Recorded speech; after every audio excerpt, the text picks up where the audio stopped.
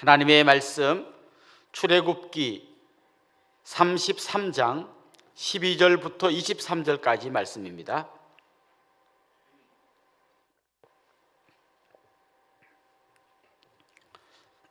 출애굽기 33장 12절부터 23절까지 말씀 제가 봉독하겠습니다.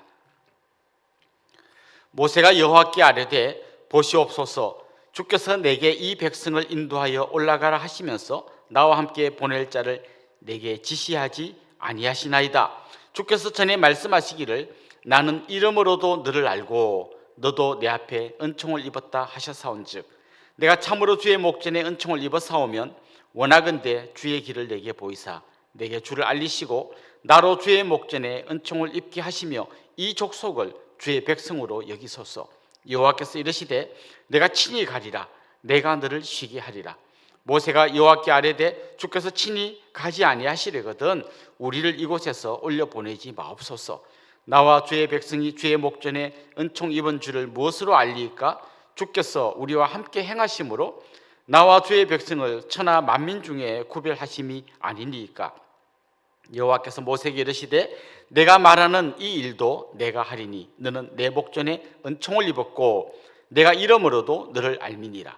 모세가 이르되 원하건대 주의 영광을 내게 보이소서. 여호와께서 이르시되 내가 내 모든 선한 것을 네 앞으로 지나가게 하고 여호와의 이름을 네 앞에 선포하리라. 나는 은혜 베풀 자에게 은혜를 베풀고 긍휼히 여길 자에게 긍휼을 베푸느니라. 또 이르시되 내가 내 얼굴을 보지 못하리니 나를 보고 살 자가 없음이니라. 여호와께서 또 이르시기를 보라, 내 곁에 한 장소가 있으니 너는 그 반석 위에 서라. 내 영광이 지나갈 때에 내가 너를 반석 틈에 두고 내가 지나도록 내 손으로 너를 덮었다가 손을 거두리니 내가 내 등을 볼 것이요 얼굴은 보지 못하리라. 아멘. 이스라엘의 역사 속에서 가장 강성했던 때가 언젠가면 솔로몬 왕 때입니다. 솔로몬은 특별히 그 약소국이었던 이스라엘이 세계 그 쟁쟁한 열강 속에서 살아남기 위해서 정략 결혼을 했습니다. 그래서 주변에 있는 각국의 공주들을 자기의 아내로 맞아 그래서 주변 나라 열강들의 왕들이 다 자기 장인이 되게 만들었습니다. 그 덕에 외교적으로 그가 이런 걸 잘했기 때문에 나라가 사실은 든든하게 서갔죠. 그런데 한번 곰곰이 생각해 보면 그렇게 정략 결혼한 그 여인들은 어떤 입장이었을까? 솔로몬이 자기를 사랑해서 결혼한 게 아니잖아요. 화려한 결혼식을 했고 애굽의 공주 같은 경우는 그를 위해서 특별히 궁궐을 또 따로 지어줄 만큼 굉장히 좋은 대우를 받았지만 실제로는 솔로몬이 자기를 전혀 사랑하지 않았잖아요. 나중에 보면 진짜 솔로몬이 사랑했던 사람은 포도원에서 일하느라고 얼굴이 시커멓게 탄 술람미 여인이었습니다. 자, 솔로몬은 이 여인들을 사랑한 게 아니라 이 여인들이 필요했습니다. 자기 나라를 든든히 세우기 위해서 이 여인들을 필요로 했던 거죠. 요즘도 여러분 그런 정략 결혼이 많지 않습니까? 어떤 사람을 사랑하지도 않는데 재벌집 딸이기 때문에 이 장인의 돈이 필요해서 이 여인과 결혼하는 그런 경우가 많지 않습니까? 근데 참 놀랍게도 사람들이 신을 찾는 마음도 이런 경우가 굉장히 많습니다. 어떤 신을 사랑하거나 신을 너무너무 좋아하거나 그런 게 아니라 그 신이 가진 어떤 힘을 필요로 해서 신을 찾는 경우가 많습니다. 특별히 귀신을 섬기는 사람 중에요, 저는 귀신을 막 사랑하고 그렇게 한 사람 한 명도 못 봤어요. 다 귀신을 싫어해요. 무서워하고 싫어합니다. 그렇지만 그 귀신의 힘을 빌리고 싶어가지고 귀신을 찾는 경우가 많이 있죠. 그런데 안타깝게도 하나님 앞에 나올 때도 이런 마음으로 나오는 경우가 많습니다. 진짜 내가 하나님을 사랑하고 하나님과 함께하는 걸 좋아하는 게 아니라 단지 하나님을 필요로 하는 경우가 많이 있습니다. 지금 우리가 출애굽기 말씀을 계속 살펴보고 있는데요, 최근에 지금 금송아지를 만들었던 이스라엘 백성들의 이야기를 계속해서 살펴보고 있습니다. 이스라엘 백성들이 금송아지를 만든 이유가 뭘까요? 하나님 너무 좋고 사랑하기 때문이 아니라 나중에 아론에게 이야기하는 걸 우리가 잘 살펴보면 우리를 가나안까지 인도할 신을 만들어 달라고 이야기하는 거죠. 우리를 가나안까지 인도해 주는 그런 신이 필요한 거지, 진짜 우리가 하나님이 너무 좋고 하나님을 너무 사랑하는 것은 전혀 아니었던 거죠. 하나님이 경배의 대상이고 사랑의 대상이 아니라 나의 필요를 채워주는 대상으로 떨어져 버린 것이죠. 그 금송아지를 만든, 우상을 만들고 우상을 섬긴 것이 큰 죄이지만 그 이전의 마음속에 하나님을 단지 내가 이용하는 그 마음이 더 심각한 문제였던 것입니다.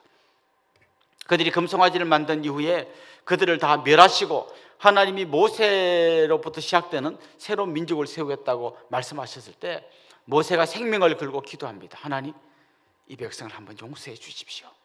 차라리 내 이름을 생명책에서 지우는 한이 있더라도 한 번만 용서해 주십시오. 그렇게 하나님께 계속 기도해서 하나님이 이제 용서해 주겠다고 선포를 하시죠. 자, 그런데 하나님께서요, 그 다음에 이렇게 말씀하십니다. 이제 어제 본문, 오늘 본문 이어서 보면요, 내가 너희들이 가나안까지 인도할 신을 필요로 한다니까 좋다. 그럼 내가 너희들을 가나안까지 인도할 수 있게 내 사자를 먼저 보내주마. 그래서 그 내 사자가 가서 가나안 땅에 있는 모든 족속을 다 없애버리고 너희들을 가나안 땅까지 잘 가게 해줄게. 대신 나는 안 갈 거다. 여러분, 여기서 정신을 바짝 차리고 들어야 합니다. 이들이 원하는 게 뭡니까? 가나안까지 잘 인도해 줄 신을 찾고 있습니다. 하나님 말씀하시는 거죠. 그걸 원하냐? 그럼 내가 그렇게 해줄게.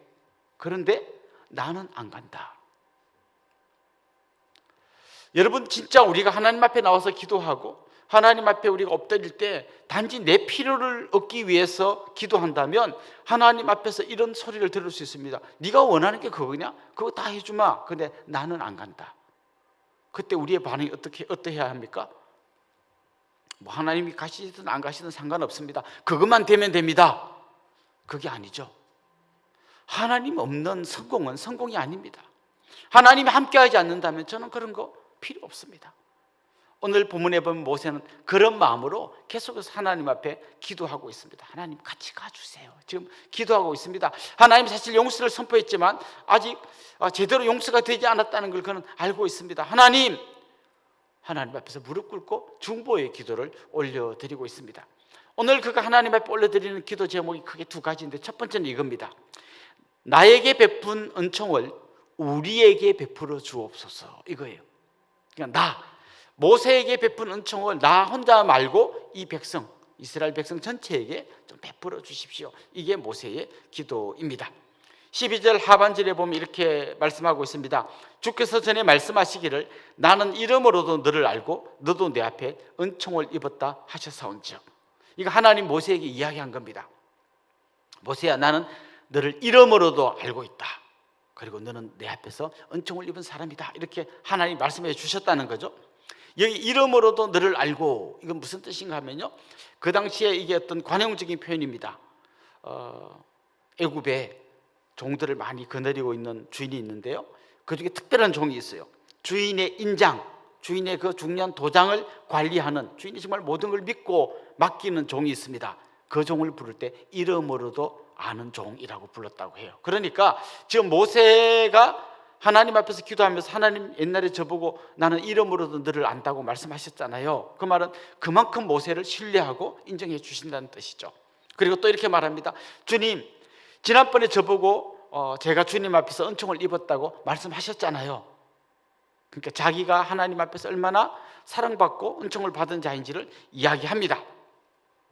이야기하다가 이어서 그가 뭐라고 이야기하는가 하면 13절을 계속해서 한번 보십시오. 내가 참으로 주의 목전에 은총을 입어 사오면 원하건대 주의 길을 내게 보이사 내게 주를 알리시고 나로 주의 목전에 은총을 입게 하시며, 그 다음 이렇게 말합니다. 이 족속을 주의 백성으로 여기소서.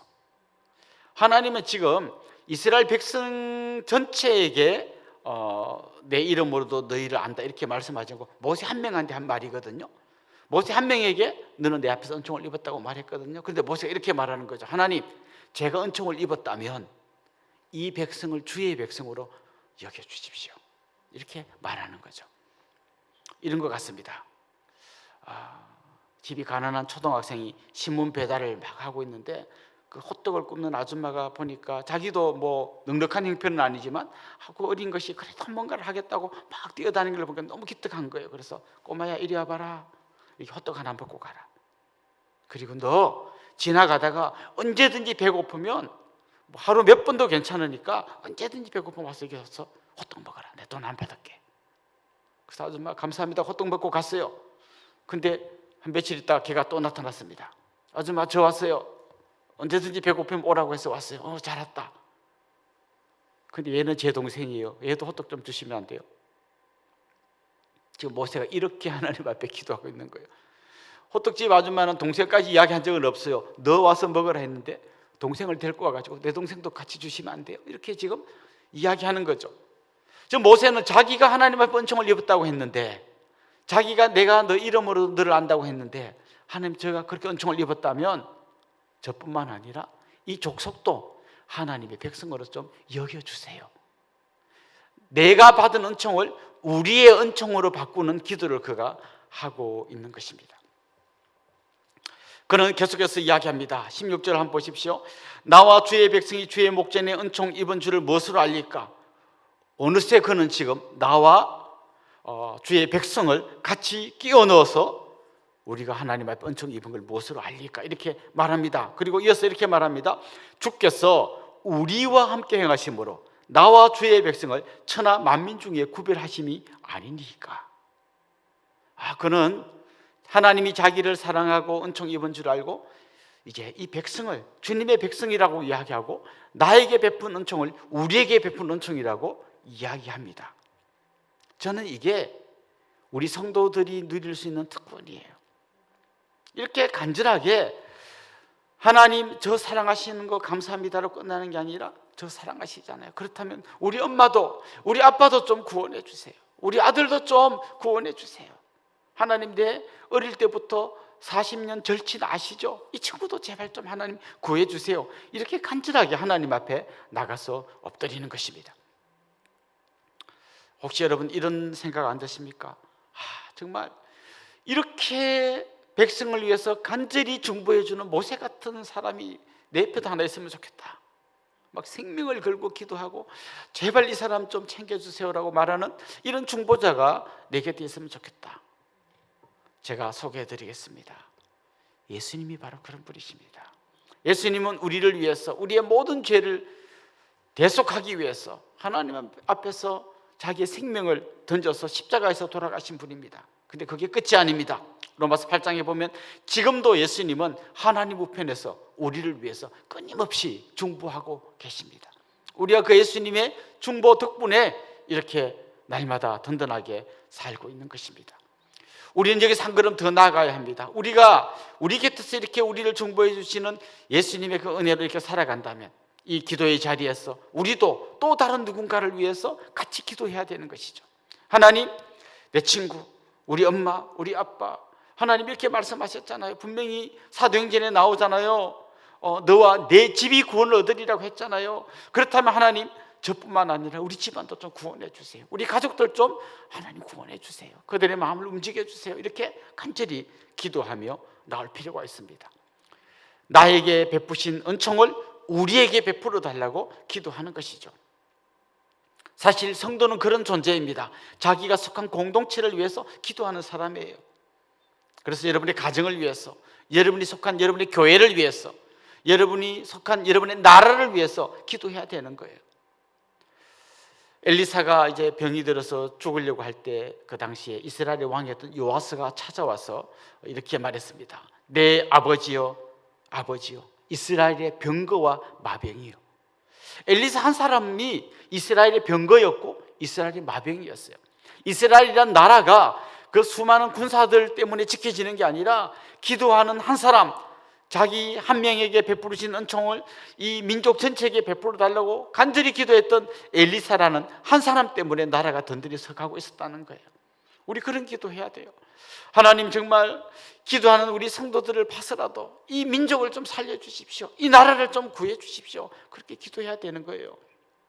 이제 대선이 얼마 안 남았습니다. 하나님, 정말 이 나라를 생각해 주시고 이 나라를 잘 이끌어갈 그런 지도자를 세워주십시오. 우리가 지금부터 기도해야 되는 거예요. 소돔과 고모라가 망했을 때 그때 그 과정에 보면 아브라함이 하나님 앞에 간절히 기도해서 의인 10명만 있어도 이 소돔과 고모라를 안 망하게 해주세요 기도했잖아요. 근데 결국 어떻게 됐습니까? 의인 10명이 없어서 망했습니다. 거꾸로 이야기하면 마땅히 그 자리에서 정말 그들을 위해서 기도해야 될 의인 10명이 자기 자리를 못 지킨 거예요. 그래서 결국 망한 거예요. 사랑하는 우리 성도 여러분, 나 자신을 위해서 기도할 뿐만 아니라 우리가 속한 공동체를 위해서 기도합시다. 기도함으로 이 공동체를 지키는 그런 우리가 되기를 간절히 소망합니다. 두 번째, 오늘 본문에서 모세의 간절한 기도는 뭔가 하면 하나님의 영광을 내게 보이소서라는 겁니다. 그는 사실 시내산에서 하나님의 영광을 보았습니다. 그런데 이제 내려와 보니까 막 이 이스라엘 백성 전체가 멸망할 위기에 처하고 지금 굉장히 어려운 중에 있습니다. 그때 그가 기도합니다. 하나님의 영광을 보여주십시오. 다시 말하면 하나님 다시 한번 회복시켜 주십시오. 그 놀라운 하나님의 영광을 경험하는 그런 복된 민족으로 우리를 만들어 주십시오. 그렇게 간절히 기도합니다.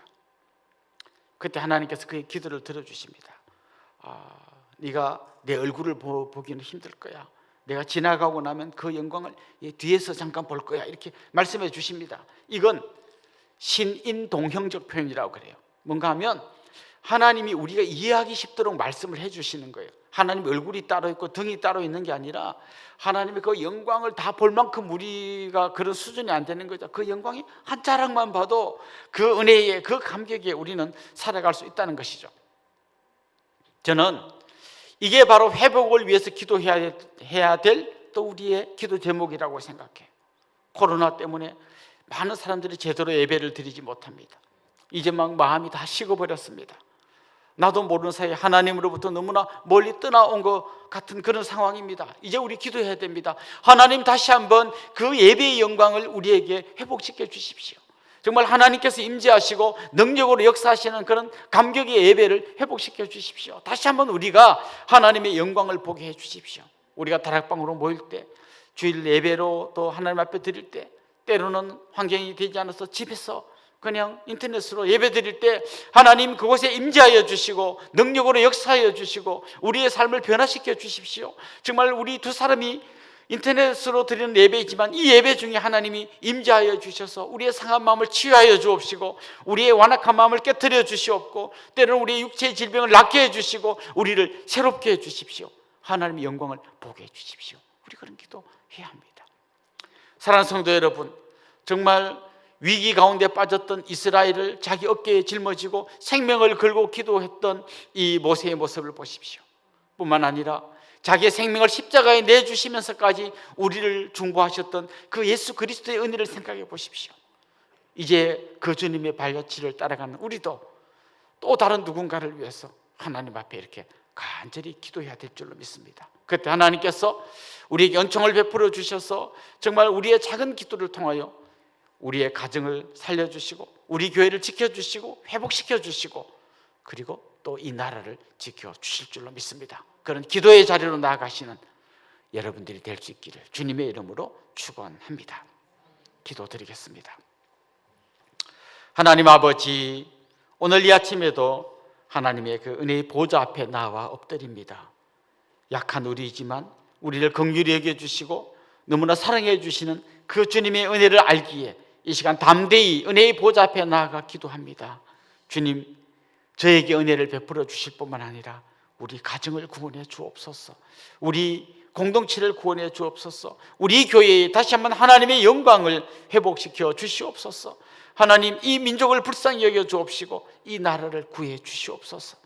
우리 성도들의 간절한 기도에 하나님 귀를 기울여 주옵시고 은총을 베풀어 주시옵소서. 예수님의 이름으로 기도드리옵나이다. 아멘.